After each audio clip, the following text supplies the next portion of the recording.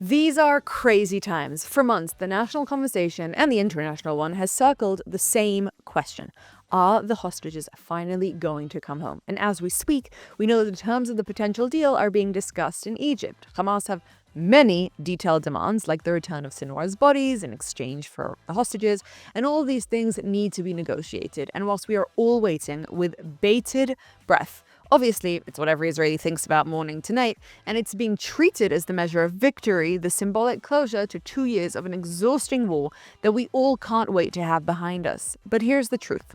The hostages coming home cannot be where this ends. If that becomes the finish line, we will find ourselves in October 7th, part 2. And now, as we mark 2 years, the importance of this couldn't be understated. We've all come to understand that this war isn't just Israel versus Hamas at this point.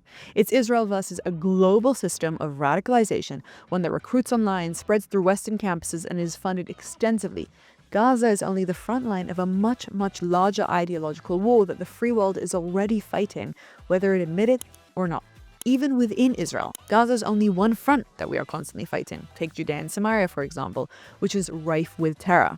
And this is the question we aren't focusing on, but actually now needs to be the main one that everybody's thinking about. What does an actual win look like outside of the hostages?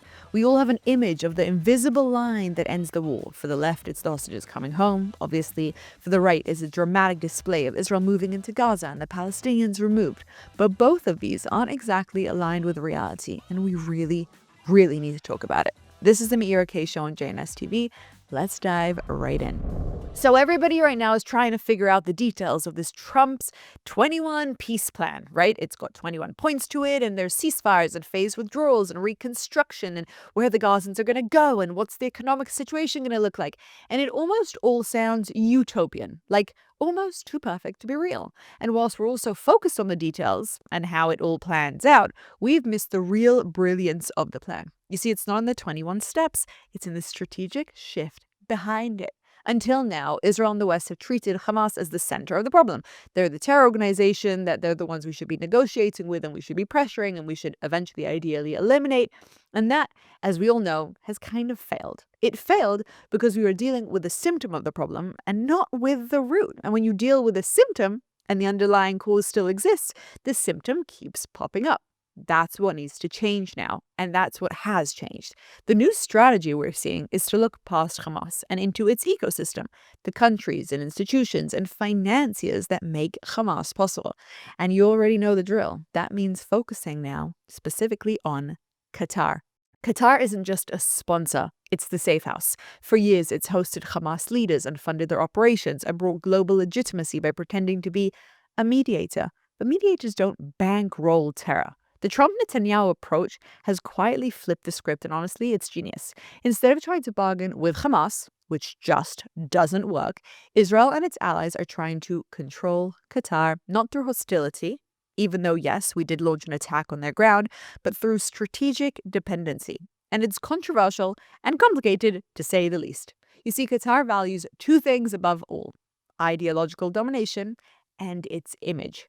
It wants to both be an Islamic superpower and a Western-approved partner. But those two things don't align. And it's risky. Trump and Bibi, instead of declaring Qatar an enemy state, which we all know is exactly what it is, have decided to play by the rule: keep your friends close, but your enemies closer.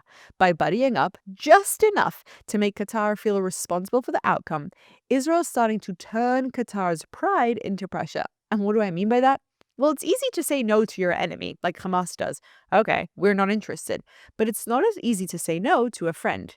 And we have seen lots of suddenly friendly behavior. Trump signing an executive order to protect Qatar against a potential Israel attack, claiming it would be seen as an attack on U.S. soil. That is insane. But more importantly, it's actually leverage. Maybe I'm giving them too much credit, and I've been accused of that before. But I think this just might be one of the most brilliant strategic shifts we have seen in all of political history. And I'm genuinely not exaggerating when I say that. We're seeing this. Trump and Bibi are giving speeches that make this whole hostage deal sound like it's done. And the hostages aren't home. That's a risky and weird thing to do. You would think that if you're thinking they are talking to Hamas, because the obvious win for Hamas is then to reject the deal and make Bibi and Trump look like idiots. But if they're now talking to Qatar, with the underlying message being, look at the mighty, amazing Qatar. They can do anything. Getting a small terror group to do their bidding is obviously easy for them. Suddenly, if Qatar fails to get the hostages home, that's beyond humiliating for them. And so, every speech and every diplomatic signal that frames Hamas as a rogue client humiliates Qatar. And in the Arab world, humiliation is political death. This is why Netanyahu's rhetoric recently sounds strange if you think he's talking to Hamas. But he isn't. He's talking to Doha. And obviously, whilst pressure on the funders is important, Israel's also been dealing with the executive side of things at the same time. Iran. They are behind the ideological engine, and they are really the ones training and funding and arming multiple terror fronts, as you already know, whilst we're dealing with Qatar and scaring them by hitting them on their ground in a way that really shook them to the core in what's being called the most successful, unsuccessful military assassination attempt of all time. And what do I mean by that? Well, whilst we didn't take out Hamas leadership, we scared Qatar into understanding that we really mean business. And if you're going to constantly be dancing between the serious elimination and military standpoint, but also the political pressure, this is where it gets complicated and interesting and something that we have to kind of dance between.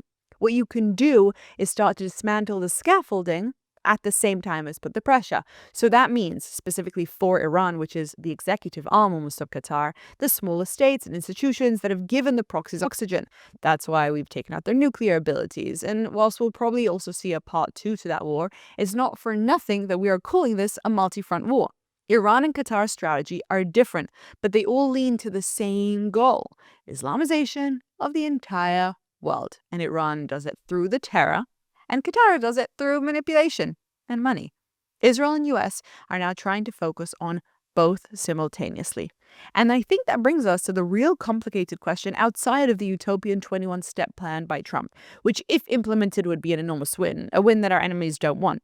They complain about trying to bring peace to the Palestinians, but it's actually the last thing that would be in their favor. If they have peace, everyone's attention starts focusing on the Islamization of the world, because you might notice it's gone a little bit back. But if they don't, people stay focused on the Palestinian cause. And that brings us back to the real hard question. What does a real win look like? And we know that different camps have different answers. When does this war end? Well, the left says a win means the hostages come home, the soldiers return, the war finally ends, and ideally Bibi is dethroned.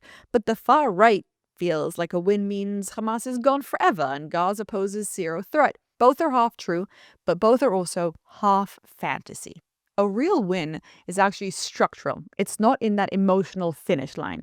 It's about containing and dismantling and delegitimizing in that order. Contain Hamas militarily and keep permanent control of Gaza's borders. Dismantle its funding networks, starting with Qatar. Delegitimize its ideology through education and exposure and really global narrative warfare. One of the biggest flaws in this entire war was the end goal we set ourselves: ending Hamas. Because Hamas is not just a terrorist organization, it's an idea. And you can't kill an idea with airstrikes. They die when they lose recruits and money and admiration. And that brings me to the point of this entire episode. Whilst we all want the feeling of that concrete war, an end to the war, the truth is we have a much longer and complicated route ahead for us. And that's where all of our attention must be focused. For Israelis, a real win isn't vengeance. It's safety that lasts, the kind that lets children sleep without sirens and grandparents stop scanning the skies. That's the measure we need to hold on to. The world might debate definitions of victory and legitimacy and proportional responses, but Israelis will know what it actually means to win. And the uncomfortable reality is that this war is and cannot end soon. Yes, maybe the active military campaigns and reservists being called up can, but the enormity of the fight we are up against has been exposed, and there's no going back. Israel has focused on the military front and neglected the ideological one. We have spoken so much about Hamas, but if we really mean that Hamas gotta go, there's so much war work that needs to be done. The permeating ideology, terror in Judea and Samaria, anti-Semitism in the UK, Mamdani in New York. That's the real battlefield now, and that's where the win will be. The pay for slay policy, the glorification of martyrdom, the education systems that grooms children to hate. These are the Hamas factories, and as long as they exist, you can destroy tunnels, but if the textbooks stay the same, the war just resets every decade. And October 7th needs to be that shift. That's why Qatar's influence campaign in Western media and universities matters so much. It shapes the global story. As long as the world sees Gaza through Qatar's camera lens, Hamas wins sympathy, and sympathy means that they stay alive. The new phase must include a PR counteroffensive and a complete shift away from the old mentality in which we believed just let lions lie. No more. And not just in the military sense. For the first time in decades, US policy and Israeli resolve are temporarily aligned. The Abraham Accords opened the door. October 7th forced everyone through it. If there's ever been a window to lock in a new regional order, one that keeps Islamism boxed in and rewards moderation, it's now. The question is whether the West has the patience and the clarity to use it before attention shifts again. So where do we actually stand? Militarily, Israel's achieved more than anyone in the world wants to admit. Gaza is completely split, and Hamas command is fractured, although they still exist. Hezbollah and the Houthis have been pushed back and degraded, and we're miles ahead there. Iran's proxy network has been taking hits that set it back years. And yes, it's not all gone, but we're really 70 or 80% there. It's not a full victory, but it's enormous wins. And it's just exposed, more importantly, the enormity and the strategic genius of their plan. We now control about half of Gaza.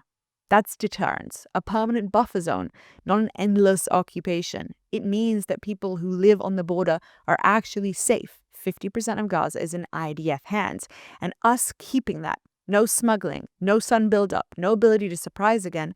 Well, that's part one. But what needs to become the norm moving forward?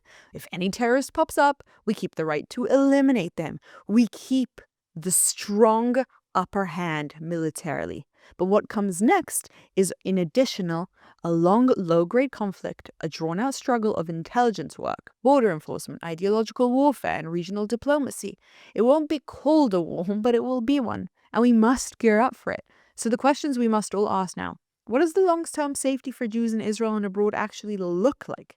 After the hostages return, which I get is the only thing we can think about, what is a victory if it's not an emotional one?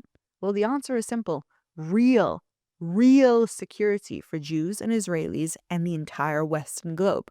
The hard truth is that the hostages coming home will be the most emotional and sacred moment of this war. And we have to pray for it. But it can't be the last. It is not the endgame. The next phase is harder and quieter and way less dramatic and cinematic. Pressure Qatar until it pays a price for terror. Control Gaza's borders permanently, but control all of our borders in the way that we should have been doing from the beginning. Reform Palestinian education and funding structures. Launch a global narrative warfare against the ideology itself. Save the West from itself. If we stop at the hostages, we lose the war we've already paid for in blood. So yes, pray for the hostages, and we're going to celebrate their return more than anything. But remember, even though it's uncomfortable, the war behind the war has only just begun. Israel's job is now not to just win in Gaza. It's to lead the world in showing what it means to defeat radical Islam, not with slogans, but with an actual thought-out strategy. The battle for Israel's security is the battle for Western civilization's backbone. If Israel wins, we know this from history, the West learns how to stand up to Islamism. If Israel loses, the message will be that terror works, and that lesson will echo far beyond just our borders. If we prove that truth and freedom and moral clarity can still defeat fanaticism, even in the eye of a huge amount of hatred and scrutiny, then the hostages' return won't just mark an ending, it will mark a beginning. It might not be what we want to hear, but the truth is kind of simple. Israel has a lot of work cut out for us, and we need to roll up our sleeves and get to work. I'm Meira, and I'll see you next time.